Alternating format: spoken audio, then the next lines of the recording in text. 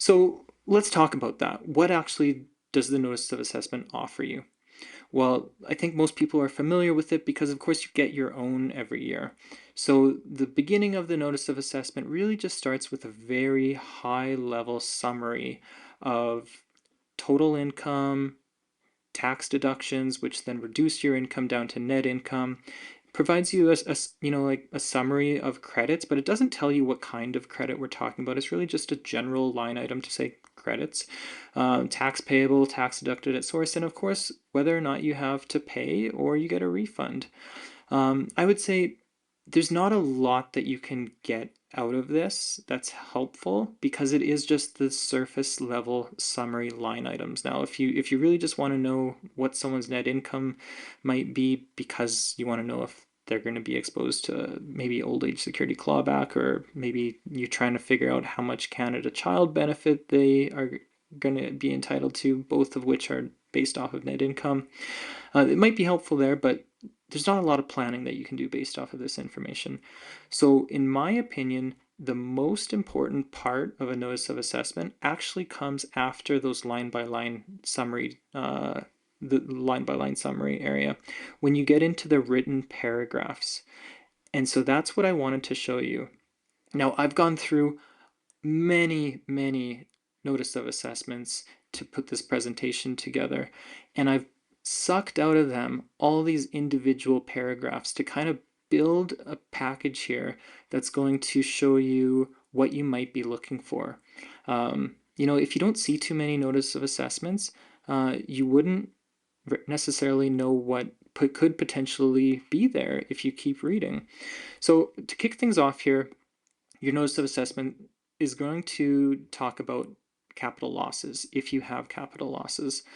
So I've highlighted basically two versions of the same paragraph here because I want to point out the distinction between the two. So if this paragraph says you have a small amount of losses, you probably don't need to worry about it too much. In the future, naturally, you're going to have capital gains to kind of take care of those. But if in this, as in the second paragraph here, there's a very significant amount, I think that's something that should warrant further planning focus. So, like in this example, we're talking about $87,000 of net capital losses. And to also make sure that everyone understands what we're looking at, a net capital loss is a loss that's going to offset the taxable portion of a capital gain. So another way of thinking about this, if we're looking at the top there, 5428 of net losses, that's enough to offset, almost $11,000 of capital gain, gross capital gain. Then half of which is taxed, and then the half that's taxed, this is a one-for-one offset. So just so we're clear on the terminology here.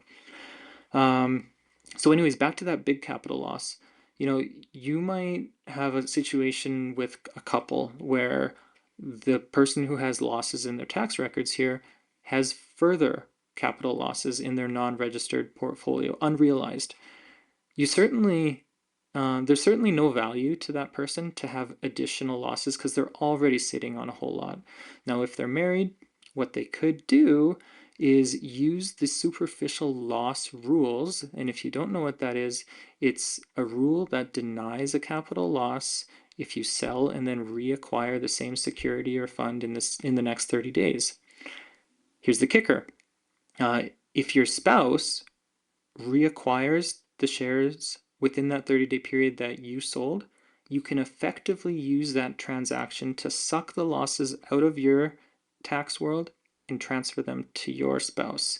So that's a brilliant idea to make sure that someone who's sitting on capital losses is not going to accumulate more, because your spouse is going to be able to use them a lot more meaningfully than you will. So just an idea on that. And it's a pretty advanced topic, so I would encourage you to look online for superficial loss transfer to spouse. Just Google it, you'll find articles on this. And it works quite well in the right circumstances. Then on the bottom there, just pointing out the fact that sometimes your notice of assessment or a notice of assessment will indicate that CRA has received your request upon filing to carry the losses back to one of your prior tax years.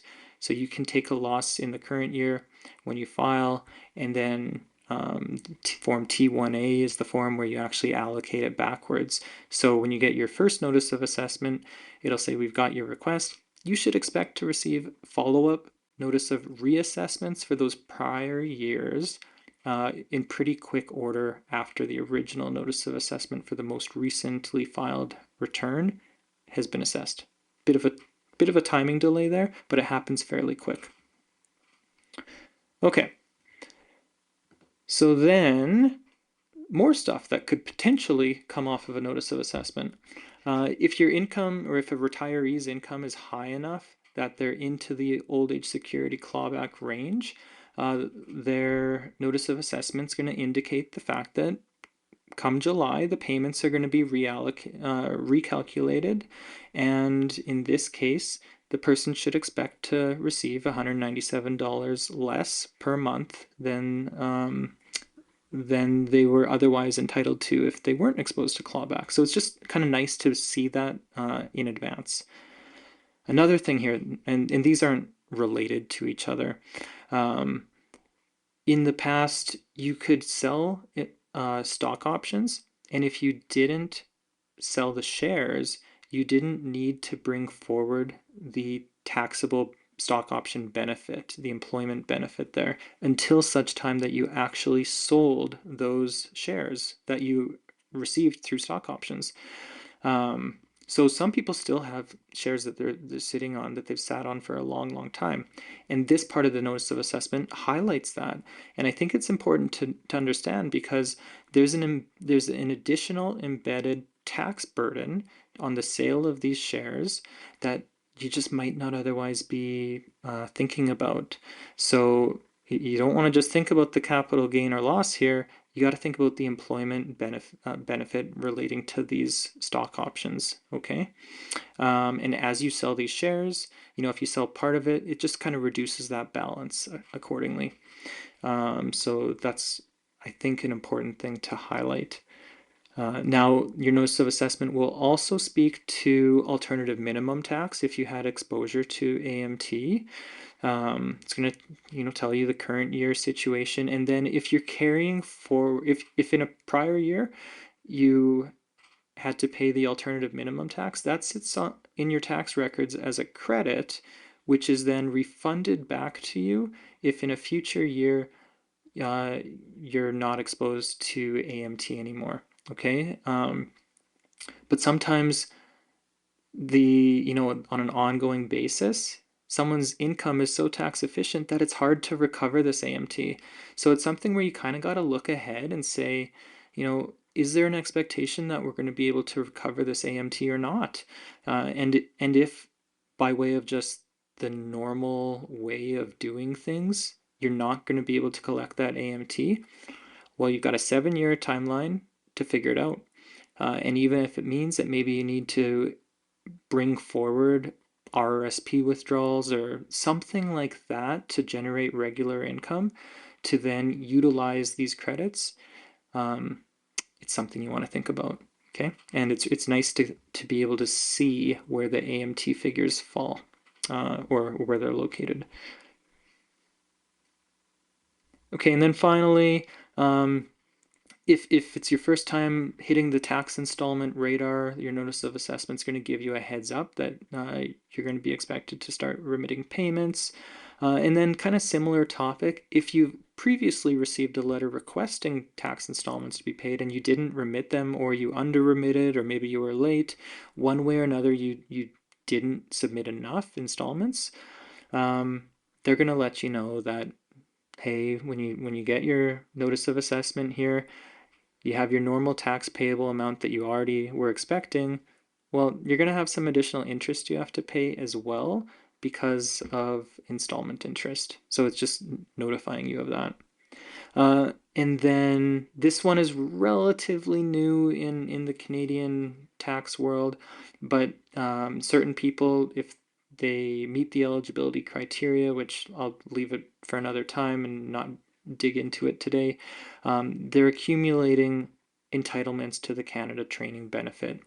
And what this is if someone's going out and pursuing higher education for their job, or um, post-secondary training, those types of things.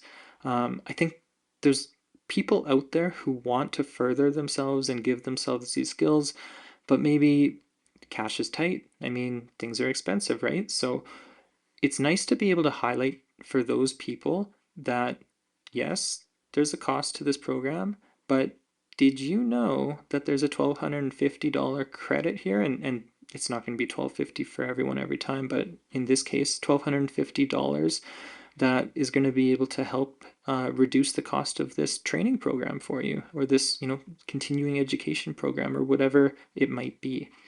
So just kind of a nice thing to be able to give them a bit of a prop up in their educational pursuits. Then, yeah, this is frankly kind of an annoying thing that CRA has been doing the last couple of years. And it stems from kind of a good news story, but it turns into a bad situation, because what's happening is the majority of tax returns now are being assessed basically immediately upon filing. And CRA is not necessarily connecting the dots with the payments that you're making. So they're not checking with their receivables side and saying, has this person made their payment yet? They're just issuing a notice of assessment. And because they haven't made sure that they've received your payment yet, they'll throw this arrears interest in here. And arrears interest is interest for making your tax payments late. Now, you might be getting this notice of assessment mid-April. You have until April 30th to submit your payment, or maybe you've already sent it in, and then you get this confusing notice of assessment that says you have arrears interest. Talk about confusing.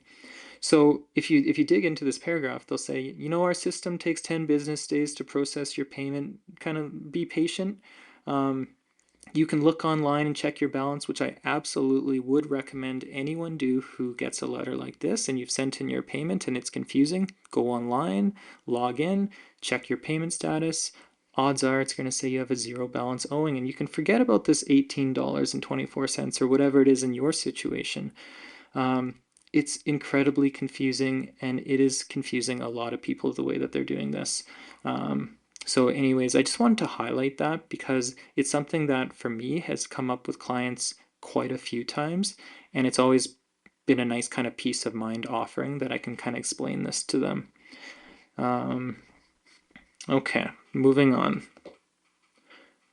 The other thing that I think is pretty obvious with a notice of assessment is it tells you kind of your RRSP contribution details. So how much can you put into your RRSP? What's your deduction limit? I highlighted this because it's kind of unique, I think. If you've made a contribution in the past, but you chose not to actually claim the tax deduction in the year you made your contribution, it's going to sit here on this line: unused RSP contributions previously reported and available to deduct, but you haven't yet. So if you see something like this for a client, I think again it's one of those jumping off points to have a conversation about it. Or maybe it's because of your excellent financial advice that they've not made this deduction, but ultimately you kind of want to figure out why if you don't know. So maybe it's they're expecting to have a raise in the next year or two where they're going to be in a higher marginal rate and then claim the tax deduction. That would make sense. Maybe they're planning to have a family, every kid or every additional kid even. If you then claim your RSP deduction, it's not only going to reduce your taxes payable, but because Canada Child Benefit is linked to your net income, it's going to mean that it's like a double whammy. You're also going to get more CCB. So anyways, that's just kind of highlighting the fact that there are legitimate planning reasons why someone might not claim their tax deduction right away. But I've also seen it on the other side where sometimes it's just a miss. Someone's made a contribution, the RSP contribution receipt slips through the cracks, or for whatever reason, the deduction doesn't occur. And then if that's the case and there's no other legitimate reason why you wouldn't claim it, just deduct it. And you could even recommend that they file an adjustment, which is very, very easy to do, to add the deduction back. Wait, a couple weeks and they're going to get a refund for this. Okay. So then moving kind of away from the notice of assessment and into represent a client, which is CRA's online portal to access tax documents. The question is, do you have online represent a client authorization for your clients? And the results of the poll